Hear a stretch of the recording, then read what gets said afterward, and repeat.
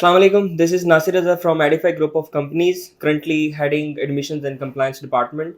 Today, the topic that I am going to talk about is about Australia. All about Australia, that what kind of profiles are going to get the granted visa from the embassy, and who are those of the profiles and students who are going to pass their GT requirements and everything with admissions with the flying colors.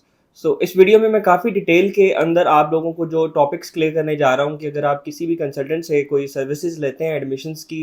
Australia के लिए, तो आपको क्या चीज़ें करनी चाहिए, क्या चीज़ें आपके एंड के ऊपर लाया करती हैं, जो आप करें तो आपका वीज़ा सक्सेस रेट काफ़ी ज़्यादा अश्योर्ड हो सकता है। और उन चीज़ों में बगैर आपका कोई एक सेकंड भी वेट किए टॉपिक के ऊपर आते हैं। और सबसे पहले आपकी जो प्रोफाइल आती है उसमें आप एक दफ़ा अपने आप से ज़रूर एक क्वेश्चन करें कि क्या जो प्रोफाइल आप प्रेजेंट कर रहे हैं, जिसके ऊपर आप आने वाले वक्त में महीनों लगाने वाले हैं एडमिशन्स में, जीटी स्टेज पे, वीज़ा फाइलिंग में, उस सारे प्रोसेस में जो प्रोफाइल है उस पर आप कॉन्फिडेंट हैं, आपके पास बजट जो है वो एम्पल मौजूद है, रिसोर्सेज मौजूद हैं। और उसके बाद वंस ये डिसीजन हाफ हार्टेड तो नहीं है, और अगर ये डिसीजन ठीक है तो फिर उस प्रोफाइल के साथ कॉन्फिडेंटली किसी एक ऐसे इंसान के सामने जाके इस प्रोफाइल को एक दफ़ा ज़रूर डिस्कस करें, जिन्हें आइडिया है यूनिवर्सिटीज़ क्या एक्सपेक्ट करती हैं स्टूडेंट से, स्टूडेंट के अकाउंट में उनको करने के लिए क्या क्या होना चाहिए। बहुत सारे स्टूडेंट्स ऑस्ट्रेलिया में अभी भी लैंग्वेज सेट के ऊपर एडमिशन ढूंढ रहे हैं, और इस तरह के बच्चों को मैं इस वीडियो के रेफरेंस से ये चीज़ बहुत क्लियरली बता देना चाहता हूँ कि ऑस्ट्रेलिया में आपको आइल्स की रिक्वायरमेंट वेव ऑफ नहीं होती है। Deakin and Curtin used to do that, but उसमें भी अब बच्चे इस हद तक एडमिशन्स में प्रॉब्लम में रहे हैं कि हम यही सजेस्ट करते हैं कि अगर आप डीकन एंड कर्टन में भी जा रहे हैं तो better is to always carry your IELTS exam, और whether it is PT which is a Pearson test of English. इसके ऊपर मैं ऑलरेडी एक पहले भी वीडियो में बता चुका हूँ कि IELTS और PT दोनों में हम किस तरीके से प्रोसीड कर सकते हैं, क्या आपको सूट करता है, और उसके लिए आप सेपरेट वीडियो देख सकते हैं। लेकिन इसके साथ जब आपके पास कोई इंग्लिश का टेस्ट मौजूद है, बहुत आसानी हो जाती है आपके लिए एडमिशन को प्रोसीड करना, एडमिशन्स में फ्लाइंग कलर्स के साथ एक ऐसी स्टेज पे चले जाना जो कि लेटर्स में बहुत जल्दी कन्वर्ट होती है ऑफर लेटर में, और फिर आपको आगे GT की स्टेज पे ले जाती है। अभी लेट्स जस्ट से आपने अपनी प्रोफाइल को असेस कर लिया, आपको गुड टू गो मिल गया, और आगे अब आप अपनी प्रोफाइल में अवेट कर रहे हैं ऑफर लेटर, और वो महीनों तक नहीं आ रहा। ये वही प्रोफाइल्स हैं, वही स्टूडेंट्स हैं जो अपनी प्रोफाइल में कोई इंटरेस्ट नहीं लेते। अगर उनसे पूछा जाए एक्सपीरियंस लेटर मौजूद है, वो कहते हैं कि हमने बनवा के दे देंगे, हमें पता नहीं है, हम पूछेंगे। तो इस तरीके की अप्रोच के साथ आप कभी भी ऑस्ट्रेलिया को क्रैक नहीं कर पाओगे। अगर आप अपने आप को वीज़ा पॉइंट ऑफ व्यू से देखना चाहते हैं, तो मैं आपको ये सजेस्ट करता हूँ कि प्रोफाइल के अंदर जो जो गैप 3 महीने से ज़्यादा जाता है उसकी कोई जस्टिफिकेशन दें। लेट्स जैसे आपने 2019 में अपना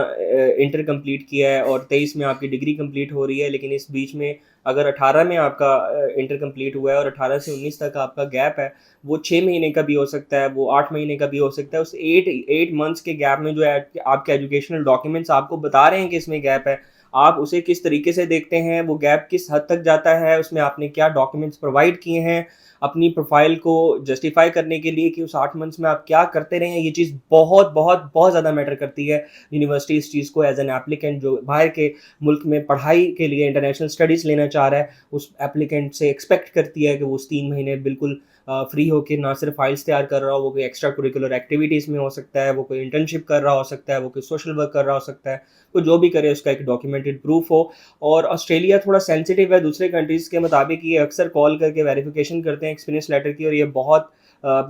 डिटेल में मैं आगे जाके डिस्कस भी करूँगा। अभी मैं अपनी वीडियो का जो स्टार्ट लूँगा वो मेन एडमिशन पर्पज़ में जो सबसे ज़्यादा इंपॉर्टेंट डॉक्यूमेंट होता है, जो स्टूडेंट के एंड से ज़्यादातर कंसल्टेंट्स खुद लिखते हैं, that is statement of purpose which is an SOP। मैं बहुत प्रिसाइसली एंड ब्रीफली आप लोगों को बता दूंगा कि SOP क्या होती है,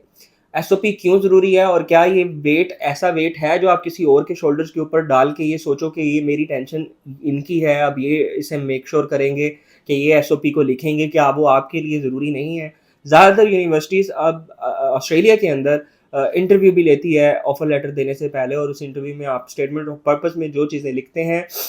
वो क्वेश्चन होती हैं आपसे इंटरव्यू की स्टेज के ऊपर। और अगर आप अपनी SOP से ना वाकिफ़ हैं तो याद रखिएगा कि आपको फिर इसमें बहुत ज़्यादा मुश्किल होगी अपने इंटरव्यू को क्रैक करने में, और इसमें आप एरर के चांसेस देखेंगे, और ज़्यादातर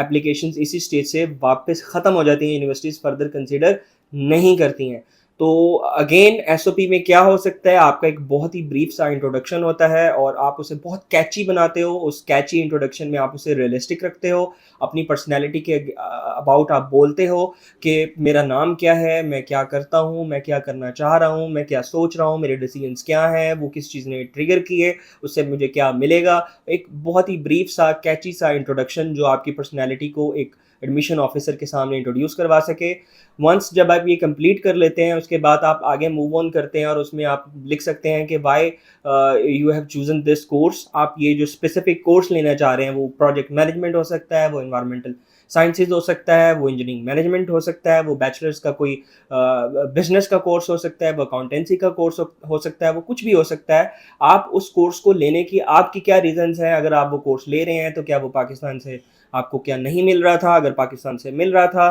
तो आपने पाकिस्तान से क्यों नहीं लिया। आपने उसके कोर्स कंटेंट को अच्छे तरीके से आपने एक्सप्लोर करना है। ज़्यादातर स्टूडेंट्स को नहीं आइडिया होता कि वो जो कोर्स लेने जा रहे हैं वो क्यों ले रहे हैं, उनके काउंसलर्स ने उनको वो सजेस्ट किया होता है और वो उसको प्रोसीड कर लेते हैं। लेकिन अगर आपके आपके काउंसलर ने आपको एक कोर्स प्रोसीड भी करवा दिया है और आपको बता दिया है कि ये रेलेवेंसी आपकी बनती है, तो क्या आपने कभी सोचा कि इसका करियर आउटकम क्या होगा, इस कोर्स को कंप्लीट करने के बाद मुझे एंड पॉइंट क्या मिलेगा, मैं कौन सी ऑर्गेनाइजेशंस में काम कर सकता हूँ, मेरे लिए क्या अपॉर्चुनिटीज़ होंगी, मेरा डेजिग्नेशन क्या होगा, इस कोर्स के कंटेंट क्या हैं, सब्जेक्ट्स क्या होंगे, क्रेडिट आवर्स कितने हैं। ये सारी चीज़ें आपके लिए जानना बहुत ज़रूरी हैं। वीडियो थोड़ी सी बोरिंग लग रही होगी इस मोमेंट में, क्योंकि बच्चे इन चीज़ों को एंजॉय नहीं करते हैं। इसमें सबसे ज़्यादा जो मज़े का और जो सबसे ज़्यादा क्रिज़मेटिक एक स्टेप है स्टडी अब्रॉड में, वो सिर्फ जहाज़ में बैठना है। उसके अलावा इसमें हर चीज़ जो है वो आपको बहुत ज़्यादा मुश्किल लगती है, और उस मुश्किल चीज़ों में सबसे पहले आप जो पढ़ने जा रहे हैं उसके बारे में आपको नॉलेज होना चाहिए। आपका पेपर्स जो हैं वो किस तरीके से लिए जाएँगे, उसमें असेसमेंट किस तरीके से होगी। यूजुअली ये चीज़ें आपको यूनिवर्सिटी की वेबसाइट पे बहुत ईज़िली अवेलेबल होती हैं।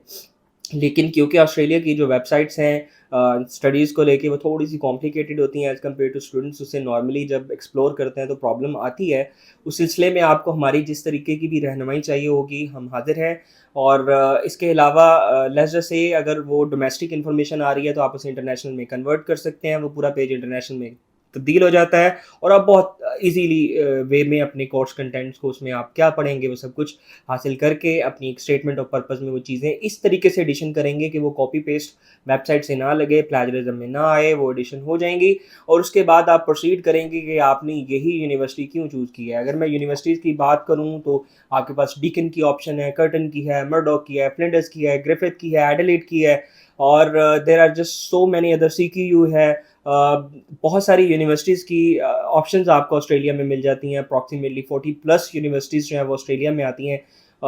अगर उन सारी यूनिवर्सिटीज़ में आप कॉलेजेस को भी एडिशन कर लो तो ये नंबर और बढ़ जाता है। इन सारी यूनिवर्सिटीज़ को जो आप शॉर्टलिस्ट कर चुके हो अपनी प्रोफाइल के मुताबिक, जो एरिया आपको सूट कर रहा है, उसकी आप सराउंडिंग को देखो। उस यूनिवर्सिटी के इर्द-गिर्द कितनी दूर आपको सुपरमार्केट मिल रही है, कितनी दूर हॉस्पिटल मिल रहा है, कितनी दूर बस स्टेशन है, आपकी अकोमोडेशन से कितनी दूर है, ये सारी चीज़ें आप सर्च आउट करो। और फिर ये यूनिवर्सिटी आप चूज़ जो कर रहे हैं, वो मेलबर्न में है, वो आपको पर्थ में मिल रही है, वो आपको सिडनी में मिल रही है, वो न्यूकैसल में मिल रही है, वो जहाँ भी है उसकी एक अच्छी अप्रोच के साथ उसके पास सुपरमार्केट्स हैं, उसके पास बस स्टैंड करीब है, पार्क्स हैं। ये रीज़न्स अपने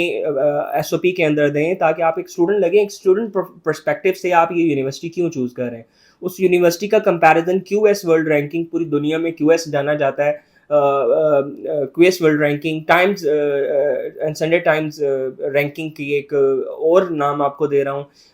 और इस तरह के बहुत सारे नाम्स हैं। न्यूयॉर्क टाइम्स रैंकिंग है। There are just so many rankings websites that give the actual data about the universities, that where the university stands in the world, in the country with compared to another countries। तो इस तरीके से आप बहुत आसानी के साथ अपनी जो चूजन यूनिवर्सिटी है उसकी रैंकिंग को कंपेयर कर सकते हैं वर्ल्ड वाइडली, और अपनी पाकिस्तान की यूनिवर्सिटीज़ की भी रैंकिंग को कंपेयर कर सकते हैं। और ये बहुत स्ट्रॉन्ग इंसेंटिव देगा आपको कि आप पाकिस्तान से अपनी पढ़ाई को कंटिन्यू क्यों नहीं कर रहे। इससे डाइवर्सिटी आएगी। ये एक घिसी-पिटी लाइन है और सारे स्टूडेंट्स इसी को यूज़ करते हुए नज़र आते हैं कि इंटरनेशनल कैलिबर के ऊपर पाकिस्तान की स्टडीज़ नहीं है और जो कोर्स कंटेंट है वो आउट डेटेड हो गए हैं, वो ऑब्सोलीट हो गए हैं, लेकिन हमें डाइवर्सिटी चाहिए। वीज़ा ऑफिसर के तौर पे अगर मैं एक वीज़ा ऑफिसर हूँ और मैं देख रहा हूँ कोई मुझे एसओपी लिख के दे रहा है और उसकी बेसिस के ऊपर मैं डिसीजन ले रहा हूँ कि मैंने इसे एडमिशन देना है, मैंने इसे वीज़ा देना है, तो मैं उसकी लिखी हुई एसओपी से उसे जज करूँगा। उसकी जितनी भी जजमेंट होगी वो इन चीज़ों के ऊपर होगी जो मैं आपको बता रहा हूँ। और बताता चलूँ कि जब तक आप अपने mentally inside your own mind, if you are not clear about why you are taking this decision of going into this university instead of some another university in your home country, आप कभी भी इस चीज़ को crack नहीं कर पाएंगे, ना interview में, ना एडमिशन स्टेज पे, ना जीटी स्टेज पे, और ना ही वीज़ा फाइल की स्टेज पे। अगर आप इन सारी चीज़ों को अपने कंसिडर किए बगैर प्रोसीड कर चुके हैं और फिर आपको ये लग रहा है कि अब आपको ये चीज़ें करने की ज़रूरत नहीं है, तो अब मार्केट इतनी कंपैटिटिव हो गई है स्टूडेंट्स के लिए कि बहुत सारे फ्रॉडुलेंट स्टूडेंट्स जो हैं वो बाहर के मुल्कों में इस रूट को यूज़ करके जा चुके हैं। अब यूनिवर्सिटीज़ और एम्बेसीज दोनों इस चीज़ के ऊपर ज़्यादा स्ट्रिक्ट पॉलिसीज़ के साथ आई हैं, और इन पॉलिसीज़ के साथ आपको समहाउ अपना कॉपरेशन करना पड़ेगा, इन्हें अंडरस्टैंड करना पड़ेगा और अश्योर करना पड़ेगा कि आपकी प्रोफाइल इन चीज़ों के साथ चलेगी। इसके साथ ही साथ जब आप ये सारे कंपैरिजन कर लेते हैं ऑस्ट्रेलिया को पाकिस्तान में, मैं क्यों नहीं पढ़ रहा, ऑस्ट्रेलिया जा रहा हूँ, ऑस्ट्रेलिया की जैसी जो दूसरी कंट्रीज़ हैं, यूनाइटेड किंगडम हो गया, यूएसए हो गया, कनाडा हो गया, आप इनके साथ भी एक कंपैरिजन ज़रूर करें कि जब आपने ये डिसीजन ले ही लिया कि आपने पाकिस्तान से नहीं पढ़ना, तो फिर जब आपने ये सोचा कि मैंने बाहर पढ़ना, तो ऑस्ट्रेलिया को ही क्यों चूज़ कर रहे हैं? आप यूएसए को भी कर सकते थे, कनाडा को भी कर सकते थे। ये चीज़ आपको मोर जेन्युइन स्टूडेंट बनाएगी, और इसकी रीजंस भी आप अपने अपने आप से सोचें कि क्यों आप ऑस्ट्रेलिया को as an international student choose करें। वहाँ पे आप ये नहीं कह सकते कि वहाँ पे 8 घंटे टैक्सी चला के मैं 10 लाख रुपया महाना कमा सकता हूँ या 12 लाख कमा सकता हूँ। ये रीज़न यूनिवर्सिटीज़ एक्सेप्ट नहीं करेंगी। इनफैक्ट वो आपके स्टूडेंट होने के ऊपर क्वेश्चन करेंगे, और वहाँ पे आपको एकेडमिक नेचर के आंसर्स चाहिए होंगे। अब एकेडमिक नेचर से मेरा मुराद ये है कि जब आप चूज़ करते हैं किसी कंट्री को, तो उसकी किन वजूहात की बिना पे एक स्टूडेंट जो है वो डिसीजन लेता है। वो उधर का वेदर हो सकता है, वो उधर का टेम्परेचर हो सकता है, वो उधर की सराउंडिंग हो सकती है, वो उधर की फैसिलिटीज़ हो सकती हैं, वहाँ का ट्रांसपोर्टेशन सिस्टम हो सकता है, वहाँ की सिक्योरिटी हो सकती है, वहाँ की वहाँ पे जो रेसिज्म है वो है या नहीं है, ये चीज़ें उसमें मैटर कर सकती हैं। तो इन सारी चीज़ों की बिना के ऊपर आप अपनी स्टेटमेंट ऑफ पर्पस में मज़ीद अगर चीज़ें ऐड करना चाहते हैं, तो आप देखते हैं कि ये सारी चीज़ें करने के बाद ये डिसीजन भी मैंने ले लिया कि मैंने पाकिस्तान से नहीं पढ़ना, मैंने ऑस्ट्रेलिया जाना है, मैंने कनाडा और यूएसए क्यों नहीं जाना, ये भी आप जानते हैं, ये कोर्स मैं क्यों ले रहा हूँ ये भी जानते हैं, रैंकिंग्स को भी आप डिस्कस कर चुके हैं, और आज एंड पे आप अपना एक इकोनॉमिक टाइज को डिस्कस करते हैं। आप अपनी इकोनॉमिक टाइज, ये जो मैं ऐसे भी बता रहा हूँ, ये आप वीज़ा अपना आप तीनों पर्पजेज़ के लिए यूज़ कर सकते हैं कि आप इसे एडमिशन पर्पज़ में भी यूज़ करें, आप इसे जीटी स्टेज पे भी यूज़ करें, और आप इसे वीज़ा फाइल में भी यूज़ करें, क्योंकि ये एक बहुत जेन्युइन डॉक्यूमेंट स्पेसिमेन क्रिएट हो जाएगा, और ये स्पेसिमेन आपकी एक जिस तरह आइडेंटिटी कार्ड होता है, एक स्पेसिफिक उसमें एक डिजिट होता है जो आपको रिप्रेजेंट कर रहा होता है, ये डॉक्यूमेंट भी आपको वीज़ा ऑफिसर के सामने रिप्रेजेंट करेगा। अच्छा, इसी के साथ आप लास्ट पे ये इकोनॉमिक टाइज़ में अपनी ज़रूर मेंशन करें कि क्या वो रीज़न्स हैं, आपकी अपनी स्पॉन्सर की कैपेसिटी क्या है, इकोनॉमिक आपकी टाइज़ जो हैं वो पाकिस्तान के साथ, प्रॉपर्टीज़ हैं आपकी यहाँ पे मौजूद, आपके पास यहाँ पे कारोबार है, यहाँ पे आपका वापस आके एक अच्छी लाइफ़स्टाइल आपका वेट कर रही है, ये पढ़ाई जो है वो सिर्फ़ आप अपने आप के ऊपर इन्वेस्टमेंट कर रहे हैं, लेकिन इस इन्वेस्टमेंट के साथ ही साथ आपके मुल्क को आपकी क्यों ज़रूरत है। यहाँ पे अगर आप सिर्फ एक फाइनेंशियल इंसेंटिव देते हैं कि लेट्स जैसे मैं पाकिस्तान वापस इसलिए आऊँगा ये डिग्री करके, मुझे पाकिस्तान में बहुत अच्छी जॉब मिल जाएगी, तो मैं आपको बताता चलूँ इसके ऊपर रिफ्यूज़ल्स आते हैं, क्योंकि वीज़ा ऑफिसर ये कहता है कि जो पैसे बच्चे आपने इधर से डिग्री करके पाकिस्तान जाके कमाने हैं, वो उतने पैसे नहीं है जितने आपने इधर से डिग्री करके इधर से कमा लेने हैं। तो ये इंसेंटिव इतना बड़ा इंसेंटिव नहीं है कि आप उसकी बेसिस के ऊपर ऑस्ट्रेलिया छोड़ के वापस पाकिस्तान आ जाओ। आपने बेसिकली प्रूव ये करना होता है कि अपनी डिग्री कंप्लीट करने के बाद मैं वापस अपने मुल्क पाकिस्तान में आऊँगा, और वो कौन से फैक्टर्स हैं जो मुझे मोटिवेट कर रहे हैं वापस आने के लिए। तो financial gain is not the only benefit that you're going to get after completing your education from the Australia, and you need to give more reasons in order to make sure that the visa officer gets to understand that you are a valid and a genuine student. अब इस सारी चीज़ों को discuss करने के बाद मैं आपको बताता चलूँ कि once all these things are written in a best manner and in a natural tone, that if you have gained 7 band, let's just say, and no less than 6, you need to write it in a 7 band tone. If you have gained 8 band, you need to write it in an 8 band tone. And when you are getting 5 no less than 4.5, you need to write in the tone of 5 no less than 4.5. होता ये है कि हम देखते हैं consultants consultancy की दुनिया में बहुत सारे रिफ्यूज़ल्स मैंने भी देखे हैं, बहुत सारे दोस्तों यारों के आपने भी देखे होंगे, और यूट्यूब के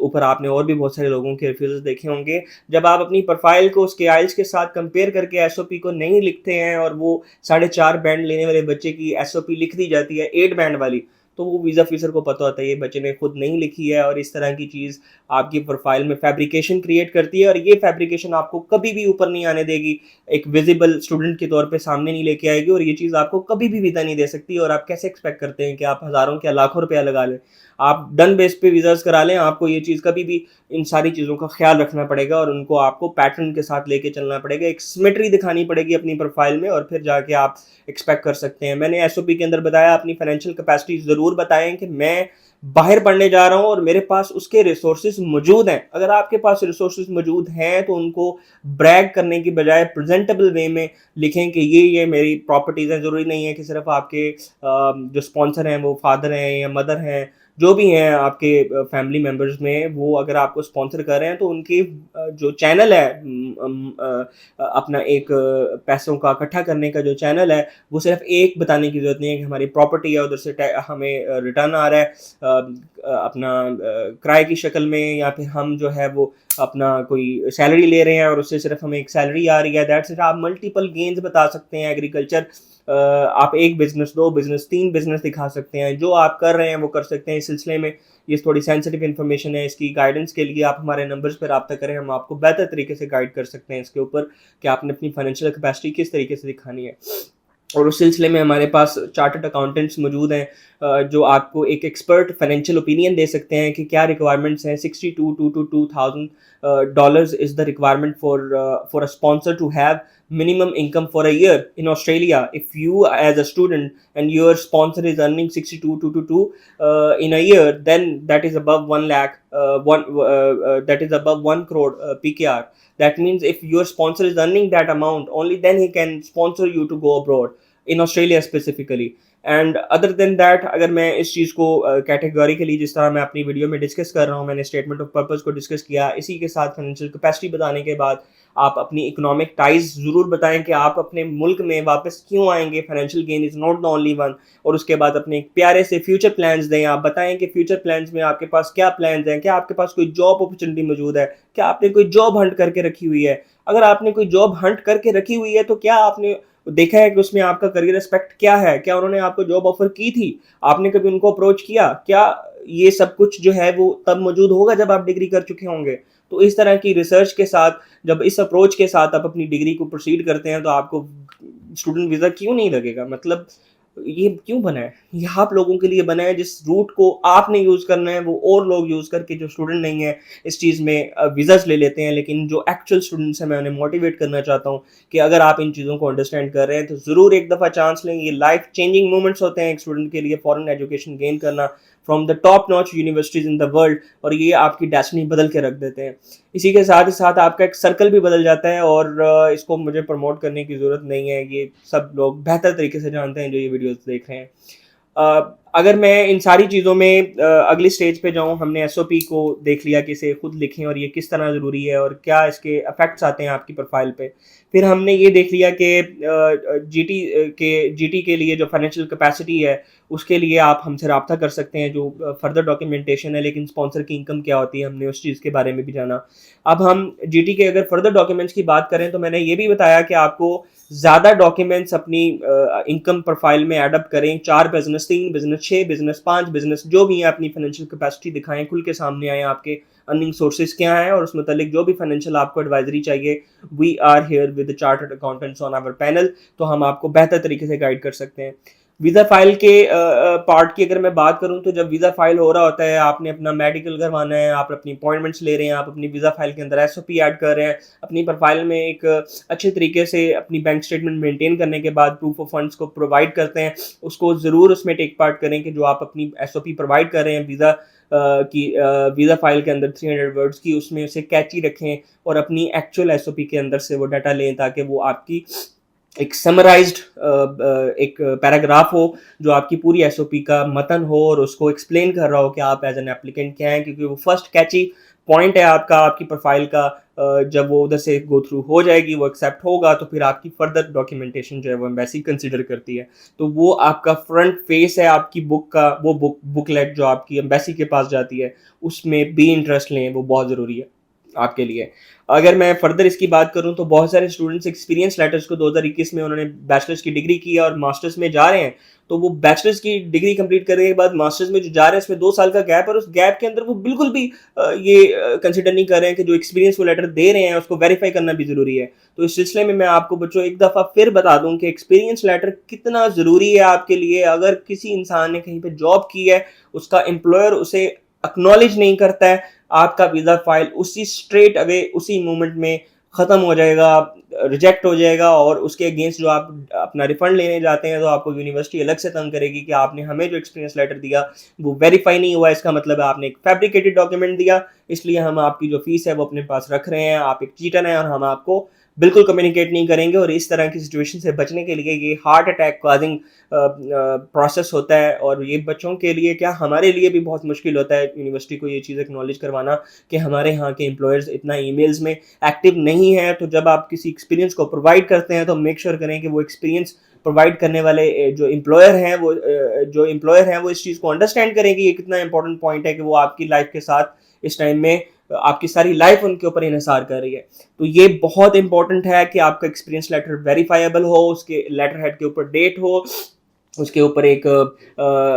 कंपनी का लोगो हो, उस कंपनी के जो ईमेल एड्रेसेस हैं वो कंपनी की डोमेन पे हों। अक्सर जीमेल में आप देख लेते हैं भाई के नाम पे ईमेल बना दी है, और पापा जो है वो एम्प्लॉयर बने हुए हैं, बेटा जो है उसका वीज़ा ऑफिसर जो है वो इंटरव्यू ले रहा है, और फिर किसी ना किसी मोमेंट पे जाके वो बात खुल जाती है और फिर वीज़ा रिफ्यूज़ हो जाता है। तो हम ज़्यादा नो बॉल खुद करते हैं, हम ज़्यादा फाउल खुद करते हैं। जब हम फाउल खुद करते हैं तो फिर उसका रिजल्ट भी नेगेटिव आता है। ज़्यादा इन फाउल्स को हम जब माइनस कर लेंगे अपनी लाइफ में से, तो आप देखेंगे कि ज़्यादा आपको इसमें सक्सेस रेट नज़र आएगा। और ऑस्ट्रेलिया जो है वो उसमें बहुत पोटेंशियल है, वहाँ के बच्चों में बहुत पोटेंशियल है, वहाँ की पीआर जो है वो बहुत ज़्यादा फ्लेक्सिबल है, और वहाँ के बच्चों को जो लाइफस्टाइल मिलता है और जो एजुकेशन मिलती है वो far superior than any other country है, और उसे कोई निगेट नहीं कर सकता है जो भी इस वीडियो को देख रहा है। इसके साथ ही साथ एक्सपीरियंस लेटर की इंटेग्रिटी को मैंने डिस्कस किया, वीज़ा फाइल में इंटरेस्ट लेने को मैंने डिस्कस किया, जीडी डॉक्यूमेंट्स के अंदर आपके मल्टीपल इनकम सोर्सेज को मैंने डिस्कस किया, और आप अपनी एसओपी खुद लिखें, इस चीज़ को भी मैं डिस्कस कर चुका हूँ।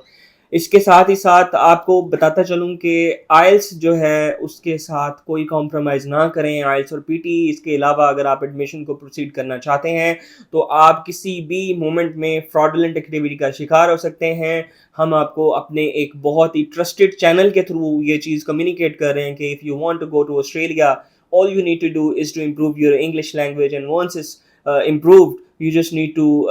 present your documents to any trusted channel, and you can start your process for Australia for those of the people who are dealing with it currently. And once it's done, you need to do these things to ensure that you get to have a visa grant, not just to apply in Australia but to get visa at the end of the process. ये सारी pen काटने का फिर फ़ायदा तो तभी है कि वो वीज़ा में कन्वर्ट हो और फिर आप जाके वहाँ पे सक्सेसफुल हो। इसके साथ ही साथ आपने जो कुछ चीज़ें मैं अपने पास लिख लेता हूँ कि आप लोगों के लिए वो आसानी हो जाए, और उसमें मैं एक और चीज़ ऐड करता चलूँ कि जो आपकी बैंक स्टेटमेंट है उसमें आपने कोई कैश की बहुत बड़ी ट्रांजैक्शन नहीं रखनी। बहुत सारे लोग बैंक स्टेटमेंट के फिनोमेना को अंडरस्टैंड नहीं करते हैं।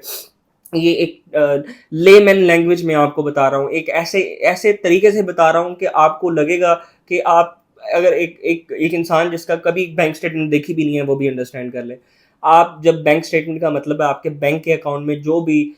हलचल हो रही है। अगर मैंने 10,000 रुपया बैंक में डाला है तो वो 10,000 रिकॉर्ड में एक पेपर पे लिखा जाता है कि मैंने एक बैंक में ऐड किया। अगर मैं निकालता हूँ एटीएम से तो पेपर पे लिखा जाता है मैंने निकाल लिया है। तो उस ट्रांजैक्शंस को होल्ड कर दें अपने पैसे रखने के बाद, फर्दर उसमें बड़ी 25 लाख 30 लाख की कैश डिपॉजिट की ट्रांजैक्शंस ना करें। हमारी लैंग्वेज में कैश डिपॉजिट बॉम्ब होता है। कैश डिपॉजिट का मतलब है आपके पास उसका कोई प्रूफ नहीं है, वो कैश क्या है, कहाँ से आया, वो ब्लैक मनी है, वो वाइट मनी है, वो क्वेश्चनेबल है, उसका सोर्स आपको बताना होता है। Goras are very touchy about this cash deposits, and they do not understand that what cash deposit is, and you need to provide them with the perfect kind of routing of that money, that where did it come from। तो मैं आपको फिर बता दूं, आपने cash deposits को utilise नहीं करना। Bank transfer to bank transfer आपने अपने फंड्स को ट्रांसफर करना है और उसी को यूटिलाइज करना है अपनी बैंकिंग स्टेटमेंट में भी। और इसके साथ मेरी वीडियो का तो इख्तिताम होता है। और अगर आप लोगों की कोई भी किसी भी किस्म के कोई भी आपको लगता है कि मैंने कोई चीज़ गलत कह दी है, मेरी कोई टंग स्लिप हो गई है या कोई चीज़ मैं गलत कम्युनिकेट कर रहा हूँ, आप लोगों से मैं ओपनली ये दरख्वास्त करता हूँ कि अपने क्वेश्चंस को हमारे चैनल के थ्रू ज़रूर कमेंट सेक्शन में अपने अपने पॉइंट ऑफ व्यूज़ को रखें। आप हमसे कम्युनिकेट करें। हमारे काउंसलर्स चैनल को वॉच कर रहे हैं। इसके जितने भी ज़्यादा आपको क्वेश्चंस करते हैं उसके लिए टेक्निकल टीम मौजूद है जो इसे देख रही है। वो हमारे प्रॉपर प्लेटफॉर्म पे उसे डिस्कस करती है और फिर आप अपनी प्रोफाइल्स भी हमारे साथ डिस्कस कर सकते हैं और हम बहुत इजीली इन सारी चीज़ों को आपके साथ हम कम्युनिकेट करके इनको रिजॉल्व कर सकते हैं। आपके जो भी इश्यूज़ हैं और जो इश्यूज़ आपको लग रहे हैं कि आपको कोई इन्फॉर्मेशन चाहिए उस सिलसिले में आप अपनी कमेंट सेक्शन में अपने आप को इन्वॉल्व करके हमारा रिस्पॉन्स ले सकते हैं। Thank you so very much for watching this video and do subscribe us and like this video and thank you so very much.